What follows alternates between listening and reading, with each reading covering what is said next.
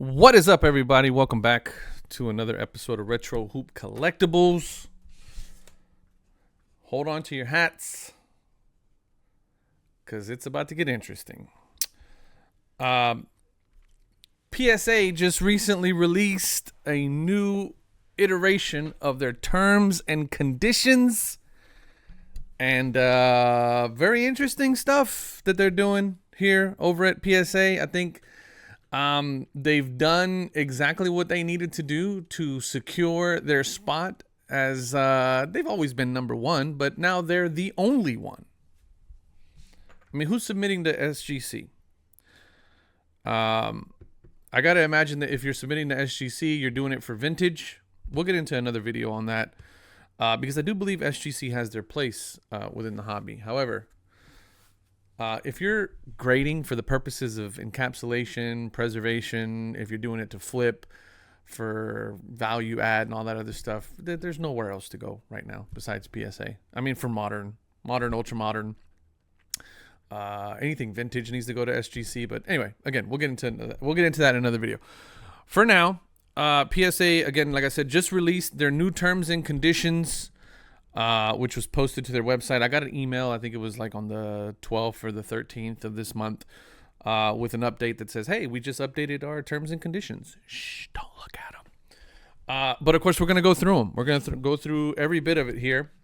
So strap in. This might be a bit of a longer episode because there are some things in here that are quite concerning, especially the one where they will snitch on you. Yeah, you heard it right. PSA is making you agree to the fact that they will snitch on you and send the cops to your house, which is wild. Obviously, I'm paraphrasing a little bit, but let's get into some of the more mild stuff first. This new thing with declared value.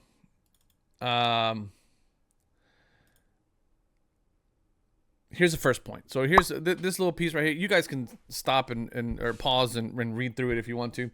If PSA determines in its sole discretion at any point in the process, your stated declared value understates the fair market value of any item, PSA reserves the right to decline your stated declared value and require you to pay the revised grading fee at a service level which has a maximum declared value in excess of the item's fair market value as determined by PSA.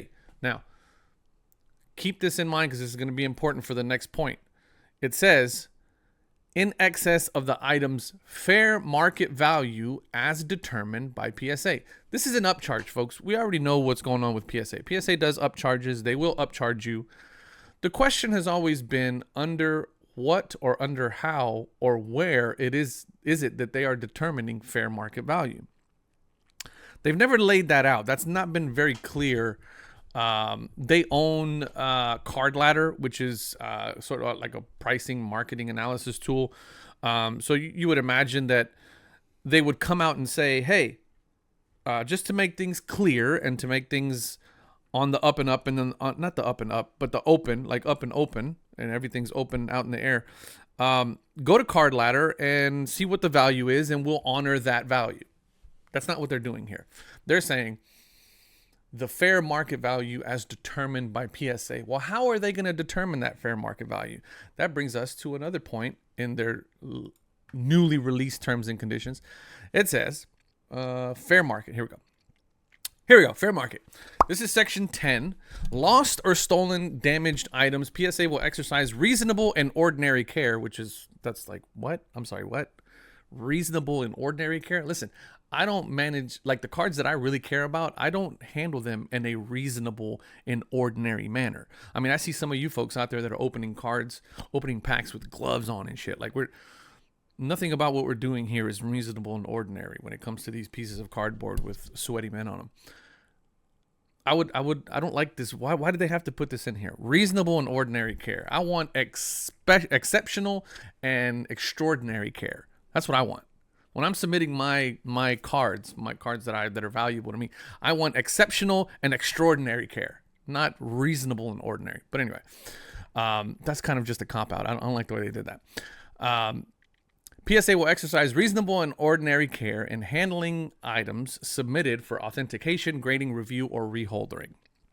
However, if PSA determines in its sole discretion that your item submitted to PSA for PSA grading services was lost, stolen, damaged, while in possession or control of PSA, PSA will compensate you as provided in this section 10 based upon the fair market value of an item at the time of loss and determined by PSA standard procedures, which may include filing a claim with your insurance carrier. The declared value you provided with the submission for your item is not only an estimate of the insured value and the fair market value of the item, it may be less than your declared value. Okay. So it says, in no event shall PSA's total liability, whether caused by the active or passive negligence of PSA or otherwise, exceed the lesser of the fair market value or the declared value of the item. We reserve the right, in our sole discretion, to determine the fair market value for an item through any means as we may determine. So back to that original one, right? For the declared value.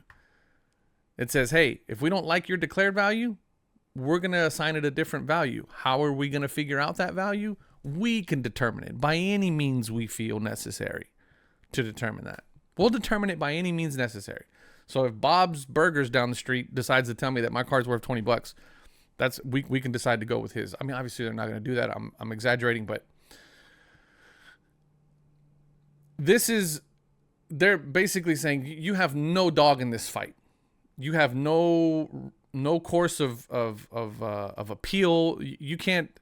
There's nothing that you can say that's going to help you in this situation. I'm going to determine. PSA is going to determine what your card is. We're not going to tell you how we're going to do it. We're just going to do it, and then there's nothing that you can do about it. Okay. So again, just to recap, they will determine it. They're not going to tell you how they're going to determine it. They're not going to tell you when. Well, they do tell you when. It's at the time of damage. They're going to take ordinary care and normal care of your cards. And then if they damage them, they're going to decide, hey, we decide what the value is. Not you and your declared value, and not even the market value. We have our ways of doing it. Trust me, bro. That's basically what they're saying. I don't like this at all. So that's kind of the one piece of it. The other piece of it is this doctored item stuff that they're doing. They have an entire section 12. It's got like 10 paragraphs, each individually lettered. You can go back and read all of them if you'd like. Here are the highlights. As represented and warrant, you represent and warrant that any item submitted for any PSA grading services is genuine, and you have no knowledge and no reasonable bias to believe that the item has been doctored or that it is a doctored item. You affirm your obligation within respect to doctored items set forth in these terms. For purposes of these terms, doctored, or doctoring means the alteration of the appearance of an item by such things such as, but not limited to, trimming, recoloring, bleaching, power erasing, cleaning, waxing, rebacking, whatever the hell that means, or any other form of restoration used to enhance the appearance, condition, or content of an item. You represent and warrant. Okay, so this is big because they're now holding you accountable. They're saying you represent and warrant. It is up to you to determine whether or not an item has been doctored before submitting it to PSA. Now, when you do submit to PSA, you're telling us that you have no knowledge that this has been doctored doctored. And it's trimming, recoloring, bleaching, power erasing, cleaning, waxing, rebacking, or any form of restoration. How is a normal that's what I'm paying you for. Why do I have to determine that? Why is that liability on me to determine that? I don't understand that. I don't understand that. Here's the other piece. This is the one that was really interesting, so hold on to your hats. You agree, this is within section 12. This is section 12, paragraph B. You agree that you will not doctor items or participate in any way in doctoring items or submitting any items to PSA for grading which you know or have reason to believe have been doctored in any way, and acknowledge that the determination as to whether an item should be authenticated or graded shall be made solely by PSA in accordance with its standards. So those of you out there that are using these prepping services, right, cleaning services and all that stuff, this is aimed at you specifically. This is saying that if you send a card off to get cleaned, get touched up, get doctored, as they're determining, waxed, cleaned, scraped, whatever you're doing prior to sending it to us, no. And we're going to get into the consequences here pretty soon. They're putting it all on you. This is all on you now. You acknowledge that detecting doctored items is difficult. You acknowledge that PSA will not authenticate or grade items which, in the judgment of PSA, bear evidence of doctoring. However, because the determination by PSA to reject such doctored items will require a review by PSA's personnel, you will be required to remit, as set forth herein, the standard fee for any such doctored item items that are submitted to PSA. So basically, if we think an item's doctored, you're going to pay for the review, your grading fee. We're keeping that, and we're not going to grade your card. You acknowledge that doctoring is wrongful and inappropriate. You acknowledge that doctoring is wrongful and inappropriate activity, which is harmful to PSA, and all of your obligations in this section 12 shall survive termination of these PSA terms. Like they're putting it all on you. They're going, hey man, if you send us something that you think is doctored, we will keep your money. We will send you your card back. And if we determine it, there ain't nothing you can do about it. Sorry. You shouldn't have sent us a doctored item. Here's the real kicker. And this is the last one we'll go over. This is I believe this is section I in the same, this is the paragraph I, section 12, paragraph I. This is where they'll snitch on you and they'll send the cops to investigate. Okay.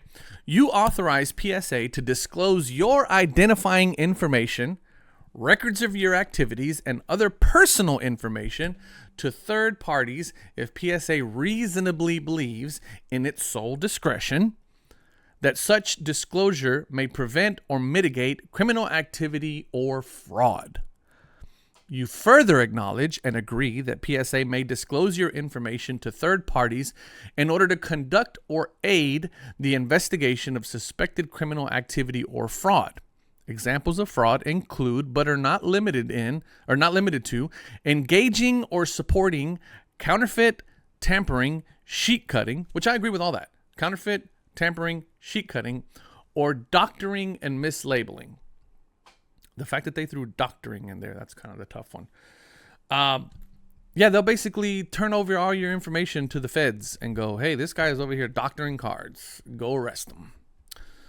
I'm paraphrasing, but that's kind of weird, man. I mean, PSA is basically wiping their hands of this entire situation when it comes to doctoring cards and doing all this other stuff.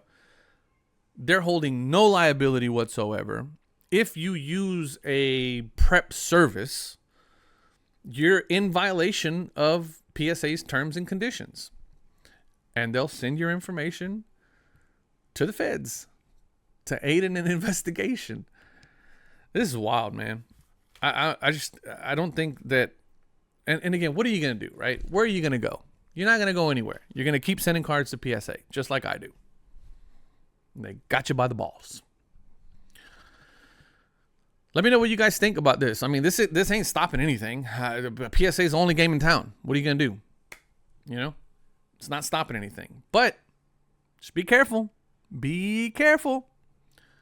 Because there's a lot of these services out there that are claiming that they'll wipe your cards down, get you all cleaned up, and da-da-da-da-da.